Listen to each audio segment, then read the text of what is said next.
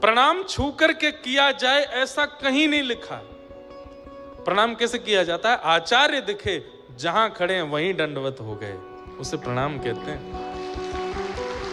उनके पास आने का भी इंतजार नहीं किया, वहीं से दंडवत किया। माताएं बहनें हैं तो षष्ठ अंग से प्रणाम किया, और भाई लोग हैं तो दंडवत प्रणाम किया, वहीं से प्रणाम करते हैं। पास जाना, छूना, छू करके प्रणाम करना इसका विधान नहीं है। अरे बिना आज्ञा के आप किसी को नहीं छू सकते। आचार्य की इच्छा नहीं है फिर भी उसकी, अब हमारी तो कई जगह धोती खुलते खुलते बच्ची है, हमें तो बहुत संभल के चलना पड़ता है। खड़ा हूं वैसे ही पहनते मैं 2-4, मैं तो नीचे देख के चलता हूं कि मेरे पैर कहीं लड़खड़ा में नहीं गिर के। 3-4 बार मोच आ चुकी है पैर में, पैर छिपवाने के चक्कर में।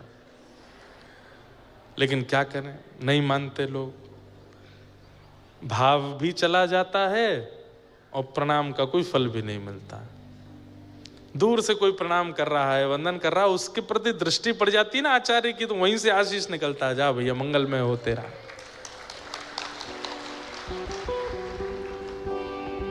और मार्ग अवरुद्ध करके तो बिल्कुल प्रणाम नहीं करना चाहिए। मतलब कोई जा रहे हैं कहीं और आप सामने से प्रणाम, सामने से तो प्रणाम ही नहीं होता, सीधे प्रणाम नहीं करना चाहिए। देखो, प्रणाम करना सीखिए। सदैव मंदिर में ठाकुर जी के सन्मुख सीधे लेट के प्रणाम नहीं, ठाकुर जी के दाहिने से बाएं की ओर, और आप लोग ठाकुर जी की ओर खड़े तो आपके बाएं से दाहिने की ओर। मतलब अगर अभी खाटू श्याम जी आए तो हमको प्रणाम इधर से इधर करना है। उसके पीछे कारण क्या है? ठाकुर जी जब एक स्थान पर विराजमान हो जाते हैं तो ठाकुर जी के बाम अंग में सब ऋषिजन, आचार्य जन खड़े होकर के वंदना करते हैं।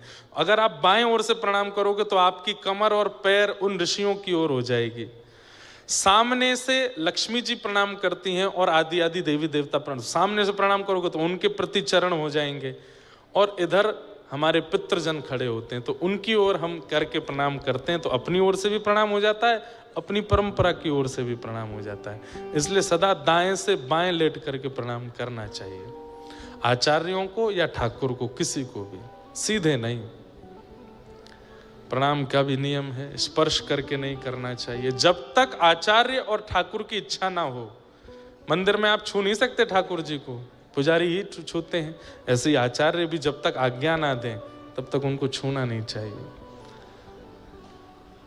तो